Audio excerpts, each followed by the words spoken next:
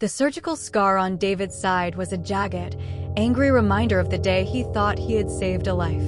Instead, it was the day he had been butchered for profit. For weeks, David had walked with a limp, clutching his side, believing the hollow ache in his abdomen was the missing kidney he had gifted to Maya Henderson, the daughter of his billionaire boss. Arthur Henderson had stood by David's hospital bed, eyes glistening with faux paternal tears, promising that David was no longer just an employee, but family. He had promised a vice presidency, a corner office, and a 5% equity stake in Henderson Global, a fortune that would ensure David's children's children would never want for anything. But the family welcome was a cold-blooded execution. What happens next will truly shock you. Get ready, because this story is packed with secrets and betrayals you won't see coming. We love hearing from you. So drop a comment below and tell us where you're watching from. And for more intense tales of justice and revenge, make sure you're subscribed and have notifications turned on. Now, let's claim this midnight story. The moment David was cleared to leave the hospital, he wasn't met with a promotion. He was met by 2 security guards and a manila envelope containing a termination notice. The equity contract he had signed was a masterclass in legal deception, full of disappearing clauses that rendered it worthless the moment his employment ended. David was left with a hole in his body and a debt-ridden life, while the Hendersons moved on like predators after a feast. The recovery was a slow descent into a dark, focused rage. David spent his days in a cramped apartment, the walls closing in as the medical bills piled up. But David was a data analyst by trade, a man trained to see patterns in the noise. Something about his surgery didn't sit right. He remembered the lead surgeon, a man named Dr. Eris with a predatory smile, leaning over him before the anesthesia took hold. Eris hadn't mentioned a kidney. He had whispered to the nurse about maximum yield and marrow density. Driven by a sickening suspicion, David spent the last of his savings to hire a disgraced former medical board investigator to retrieve his actual surgical logs from the private, high-security clinic the Hendersons owned.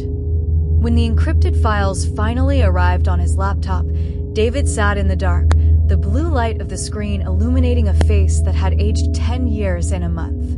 He didn't just find a discrepancy, he found a horror story. The files, labeled under Project Harvest, detailed a procedure that was never a kidney transplant. Maya Henderson didn't have renal failure. She had a rare, aggressive form of aplastic anemia. She needed a massive, near-lethal amount of bone marrow and stem cells from a genetically compatible donor. David, through a company-mandated wellness check months prior, had been identified as a perfect, universal biomatch. The kidney transplant was a surgical theater, a lie designed to get David to sign a consent form for a major abdominal surgery so they could keep him under general anesthesia for 6 hours. While he was unconscious, they had systematically mined his hip bones and sternum for marrow, extracting far beyond the legal limit to ensure Maya's miracle recovery. They hadn't taken an organ, they had stripped the very core of his skeletal system. The logs included a chilling note from Arthur Henderson himself. The donor is a low-level asset. He won't notice the fatigue for months. By then, he'll be off the payroll. Proceed with maximum extraction. The betrayal was so deep it felt physical. David didn't go to the police, not yet. He knew Henderson's influence reached into the pockets of the local precinct and the district attorney's office. He needed a stage where the truth could not be buried. He spent the next 3 weeks living like a ghost.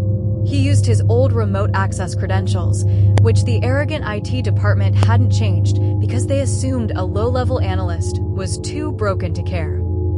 To crawl through the company's private cloud, he found everything. He found the wire transfers to Dr. Eris's offshore accounts. He found the internal memo where they discussed the disposable nature of employees like David. Most importantly, he found the guest list and the technical schematics for the Henderson Miracle Gala. It was to be a massive televised event at the Metropolitan Museum, a victory lap for Arthur Henderson and a PR stunt to drive the company's IPO to $1 trillion valuation. David began to build his own presentation. He spent 18 hours a day editing, syncing audio, and bypass coding the gala's main visual server. He wasn't just planning a lawsuit, he was planning an execution of a reputation. The night of the gala was a sea of silk, diamonds, and forced smiles. The elite of the city gathered under the soaring arches of the museum, sipping $1,000 champagne. Arthur Henderson stood on the stage, looking every bit the savior. His daughter, Maya, stood beside him, glowing with a health that had been stolen from David's bones. "Tonight is about more than business," Henderson boomed into the microphone, his voice amplified by a state-of-the-art sound system. "It's about the resilience of the human spirit. It's about the sacrifices we make for those we love." He gestured to the massive, 60-foot LED screens behind him. "Let's look at the journey of Maya's recovery." David stood in the back of the room, dressed in a borrowed tuxedo, his thumb hovering over a execute command on a modified tablet. He watched as the lights dimmed. The crowd grew silent, expecting a heartwarming montage of hospital visits and recovery photos. Instead, the screen flickered with static and then turned a cold, sterile white. A voice cut through the ballroom, distorted but recognizable. It was Arthur Henderson's voice, caught on a hidden microphone in his private study. "He's a fool, Arthur. He thinks he's a hero for giving a kidney. He doesn't realize we're mining him for every drop of marrow he's worth. Just make sure the guards throw him out the moment he's stable. We don't want the livestock thinking they're part of the family." The ballroom froze. People stopped breathing. The screen shifted to a high-definition image of David's own surgical logs, highlighting the words "unauthorized marrow harvest" and "patient deception."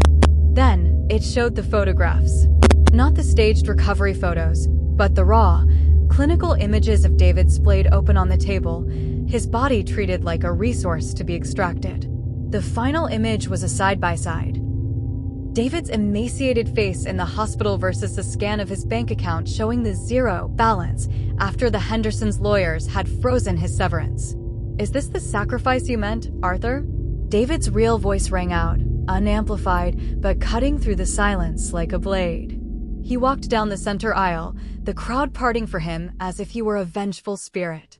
He stopped at the foot of the stage, looking up at Henderson, who was now trembling, his face a mask of primal terror. Maya was staring at the screen, her hand over her mouth, realizing for the first time that her life was built on a crime. "You didn't just break the law," David said, his voice echoing in the vast hall. "You broke the one thing that can't be bought. You treated a human being like a spare part. But here's the thing about marrow, Arthur, it grows back. And with it, so does the strength to tear your world down." The fallout was instantaneous and absolute. Because the gala was being live-streamed to millions of potential investors, the evidence was witnessed by the entire world in real time. The Henderson global stock price didn't just dip, it evaporated. By the time David reached the doors, the FBI was already entering the building. The key man clauses in the company's insurance triggered an automatic freeze on every asset Henderson owned, including his homes, his jets, and his private accounts. Arthur Henderson didn't just lose his company. He lost his freedom. He was charged with medical battery, human trafficking, and securities fraud. Dr. Aris was arrested at the airport, trying to flee the country. David didn't just settle for a paycheck. He worked with the federal prosecutors to ensure that the Hendersons' vast wealth was liquidated to pay for the medical care of every donor they had ever exploited.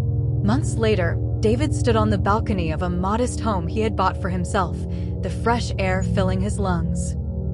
He still felt the ache in his side on cold days, but the hollow feeling in his chest was gone. He had been harvested for his parts, but he had emerged a whole man. He watched the news as the Henderson name was stripped from buildings and replaced with the names of the victims. Arthur was serving a 30-year sentence, and Maya had disappeared into a life of quiet shame. David looked at the sunrise, realizing that while they had stolen his marrow, they had underestimated his heart.